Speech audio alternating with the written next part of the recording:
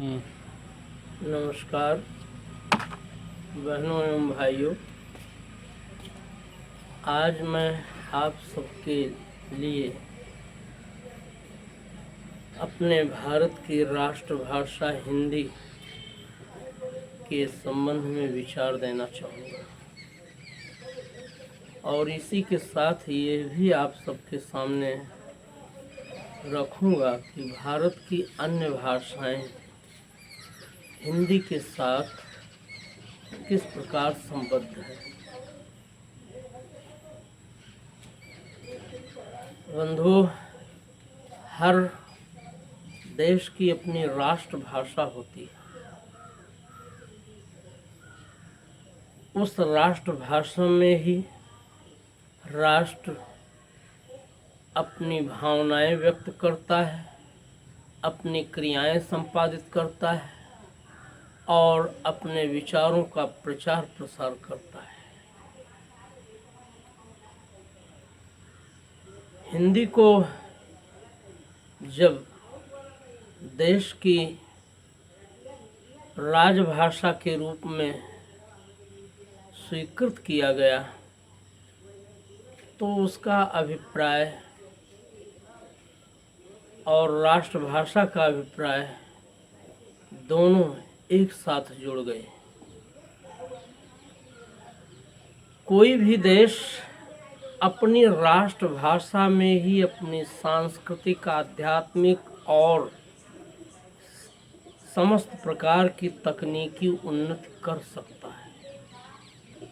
भारत दुनिया के और देशों की अपेक्षा स्वतंत्रता के बाद जो तीव्र गति से प्रगति नहीं कर सका, वो वास्तव में अपने राष्ट्रभाषा और राजभाषा की उपेक्षा के साथ साथ भारत की अपनी भाषाओं की उपेक्षा भी रही है।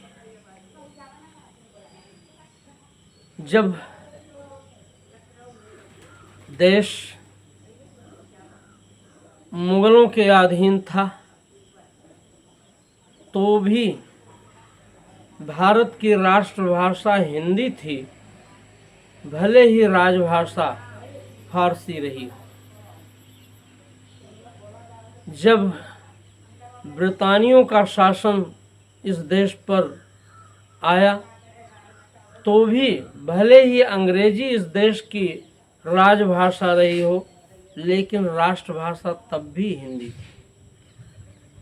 इसका एक स्पष्ट कारण है। हिंदी किसी क्षेत्र विशेष से संबद्ध न होकर अधिकांश रूप में संपूर्ण देश से संबद्ध है। हिंदी का प्राचीन स्वरूप महाराष्ट्र और गुजरात के साथ साथ उत्तरांचल में विशेष रूप से विकसित हुआ। हिंदी का आदिकालीन स्वरूप राजस्थान के साथ साथ मध्य प्रांत, उत्तर प्रांत और खास तौर से उत्तर पूर्वी प्रांत, जिसमें बिहार आदि क्षेत्र आ जाते हैं, यहाँ विकसित हुआ। हिंदी का आधुनिक स्वरूप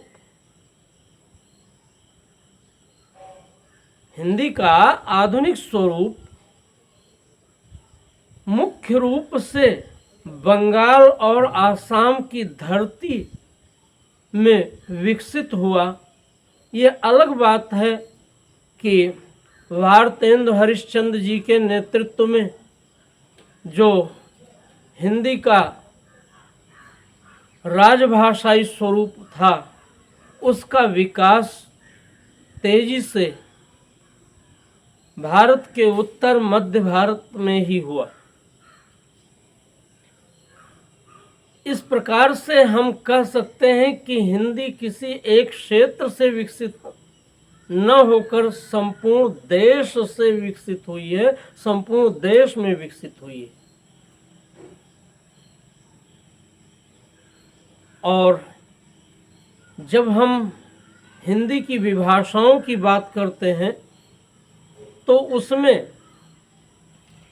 रेखता और दक्षिणी, जो बाद में उर्दू में समाहित हो जाती हैं, साधु हिंदी, हिंदुस्तानी और उर्दू, इसमें से उर्दू जो है हिंदी की, साधु हिंदी की मुख्य रूप से एक शैली विशेष कही जानी चाहिए और संरचना और पैदाइश से वो हिंदी की एक विभाषा है। और यदि उसका वाक्य विन्यास देखा जाएगा तो वो हिंदी से कथमत अलग नहीं है। हिंदुस्तानी का जो स्वरूप रहा है वो उर्दू और ख़ासतौर से फारसी और अरबी से मिश्रित उर्दू की लिपि में भी और देवनागरी लिपि में भी, दोनों में ही लिखी जाती रही। और वह आधुनिक रूप में सीधे सीधे खड़ी बोली के साथ जुड़ करके साधु हिंदी में ही समाहित हो गई। इस रूप में अगर हम देखें तो हिंदी अपने आधुनिक स्वरूप में पूरी तरह से पूरे राष्ट्र का प्रतिनिधित्व करने की क्षमता रखती है। अगर कोई दुराग्रह न पाला जाए तो मैं आज़मी साहब के शब्दों में ये कहना चाहूँगा कि तामिल की जुबां है न ये यूपी की जुबां है, कुल हिंद में बोली गई हिंदी की जुबां है, अपना के जिसे अमर हुए सूरज ऐसी, मीरा की जुबां है यही तुलसी की जुबां है, मीरा की जुबां है यही तुलसी की जुबां है। तो सही बात है कि ये पूरे देश की वाणी बनने की सामर्थ्य रखती है और पूरे देश की भाषाओं के साथ इसका अंतः संबंध है। जो भाषाएं संस्कृत से विकसित हुईं और जो भाषाएं किसी अन्य कुल की भी होकर के संस्कृत से पूरी तरह से आप्लावित रहीं, उन सबकी वाक्य पद्धति, जैसे तमिल, मलयालम, कन्नड़ और तेलुगु, ये द्राविड़ कुल की भाषाएं कही जाती हैं, लेकिन कभी संस्कृत चूंकि देश की राष्ट्रभाषा रही है, इसीलिए इस भाषा में, इन भाषाओं में भी पूरी तरह से हमारी राष्ट्रीय चेतना की अभिव्यक्ति हिंदी के समान ही द्योतित होती है। हिंदी में जैसे द्योतित होती है, इनकी वाक्य पद्धति और उसके अलावा बांग्ला, पंजाबी, सिंधी, गुजराती, असमिया, ये सब भाषाएं तो संस्कृत से ही अनुस्यूत हुई है और इन सब की वाक्य पद्धति हिंदी से विलग नहीं है। गुजराती में तो हिंदी ही पूरी तरह से संपृक्त है। देवनागरी लिपि का किंचित अंतर के साथ गुजराती रूप बनता है। देवनागरी चूंकि देवभाषा संस्कृत की लिपि रही है, इसलिए देश के हर कोने के लोग देवनागरी से परिचित होने के कारण हिंदी से पूर्णतः परिचित हैं, क्योंकि हिंदी की लिपि भी देवनागरी लिपि है। हिंदी के 5 बोली वर्ग, जिसमें राजस्थानी बोली वर्ग, बिहारी हिंदी बोली वर्ग, पहाड़ी हिंदी बोली वर्ग, पूर्वी हिंदी बोली वर्ग और पश्चिमी हिंदी बोली वर्ग, इन बोली वर्गों में जितनी भी बोलियां हैं वे सब जो है मूल रूप से हिंदी ही है, हिंदी से अलग नहीं है। ये ठीक है कि धीरे धीरे विकास प्राप्त करते करते इन्होंने हिंदी की विभाषा का रूप भी ले लिया है, क्योंकि एक प्रांत अथवा उपप्रांत की बोलचाल और साहित्यिक रचना की माध्यम जो उपभाषा होती है वो विभाषा कहलाने लगती है। लेकिन चूंकि इन सभी वर्गों की बोली, हिंदी की सभी वर्गों की बोलियों ने अपने बोली के स्वरूप में किंचित परिवर्तन नहीं किया है, इसलिए हम इसको बोलियों के रूप में ही समझते आ रहे हैं और हमें इसमें निहित साहित्य को हिंदी साहित्य से इतर नहीं समझना चाहिए। उर्दू के लिए जो टकसाली लिपि गढ़ी गई अरबी और फारसी के मिश्रण से, उसके कारण उर्दू भले ही लिखित रूप में अलग दिखती हो, लेकिन वो हिंदी से संरचना और पैदाइश की दृष्टि से अलग नहीं है और वो साध हिंदी की ही एक विशिष्ट शैली है। अतः उर्दू में भी जो रचित साहित्य है वो हिंदी का ही साहित्य स्वीकारा जाना चाहिए। अब ऐसा नहीं हो सकता कि सिर्फ खड़ी बोली में जो रचा गया हो वो हिंदी कहलाए। अवधी में लिखा गया श्री रामचरित मानस, ब्रज में लिखा गया सूर सागर और उसमें मैथिल में लिखा गया विद्यापति का रचना संसार, ये सब हिंदी से अलग कहलाने लगे, कथमपि नहीं। इसी तरह से चाहे पृथ्वीराज रासो हो, राजस्थानी बोली में जो भी रचित साहित्य है, मालवी में भी जो रचित साहित्य है, मेवाती में भी जो रचित साहित्य है, मारवाड़ी में भी जो रचित साहित्य, सब हिंदी ही है और हिंदी भाषा के अंतर्गत हिंदी साहित्य में उसे पढ़ाया जाना चाहिए और सीधे सीधे ये किया जाना चाहिए कि यदि हम सचमुच चाहते हैं कि इस देश की भाषाओं का महत्व बढ़े, तो इस देश में शासन के सारे कामकाज राष्ट्रीय स्तर पर हिंदी में और प्रांतीय स्तर पर वहाँ उस प्रांत की विशिष्ट जो क्षेत्रीय भाषा है, प्रांतीय भाषा है, उसके साथ साथ हिंदी में किया जाना चाहिए। हमारे देश के न्यायालयों में, खासतौर से सर्वोच्च और उच्च न्यायालयों में सारा कामकाज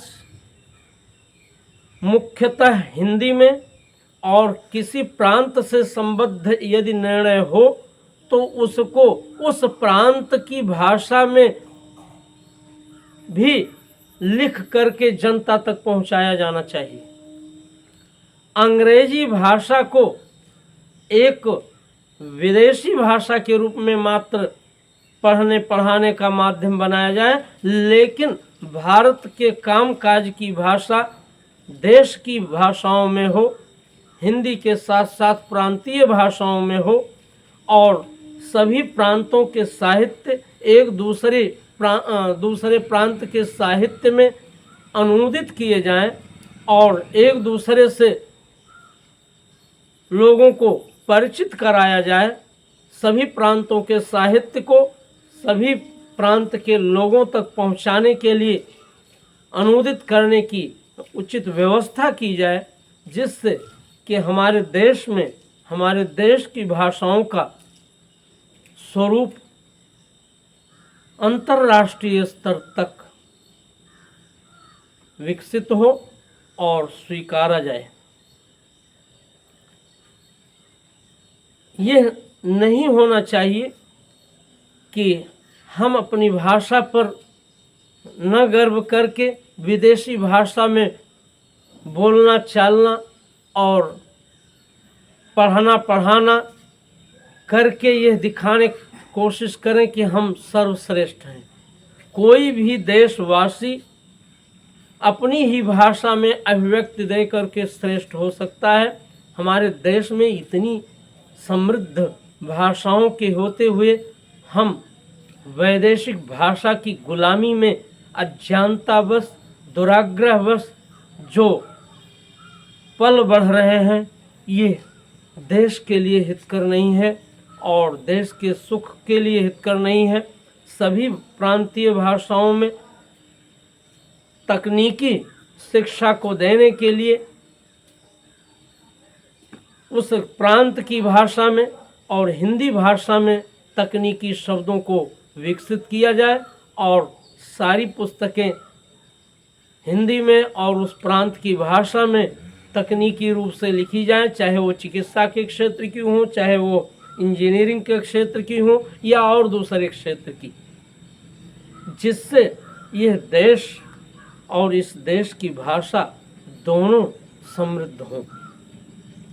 अगर हम ये नहीं कर सके तो आने वाला समय हमें निरंतर धिक्कारता रहेगा। जब दुनिया की सबसे जटिलतम लिपि वाली भाषा जो एकाक्षरी लिपि के अंतर्गत आती है, चीनी भाषा में चीन उन्नत कर सकता है, रूसी भाषा में रूस उन्नत कर सकता है, तो हिंदी भाषा में यह देश उन्नत क्यों नहीं कर सकता? हमने अपनी संकीर्णतावश और दूसरी बात राजनीतिक षड्यंत्रवश हिंदी को राजभाषा बनाने के उपरांत भी, राष्ट्रभाषा होने के उपरांत भी इसको सरकारी कामकाज से एक तरह से दूर रखने का कार्य किया। प्रांतीय कार्यों को भी हमने अंग्रेजी में ही अंजाम देने का कार्य किया, जिसका खामियाजा आज देश की भाषाएं भुगत रही हैं। मैं अपने देश के सभी प्रांत के निवासियों से यह अपील करता हूं कि वे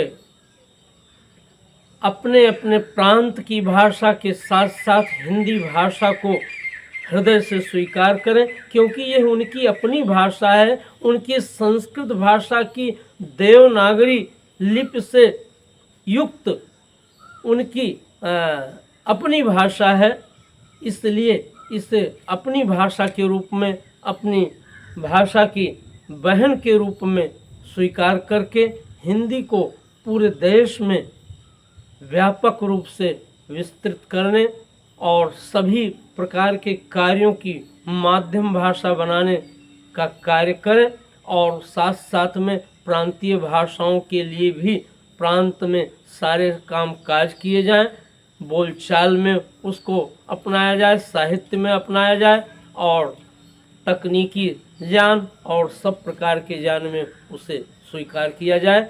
इसी से इस देश की राष्ट्रभाषा हिंदी और इस देश की सभी प्रांतीय भाषाओं का भविष्य उज्जवल होगा, अन्यथा यह देश कभी सम्यक रूप से आगे नहीं बढ़ सकेगा। इन्हीं शब्दों के साथ जय हिंद। आप सब मेरी प्रार्थना जरूर स्वीकार करें और इसको सब्सक्राइब करते हुए मेरा प्रणाम स्वीकार करें।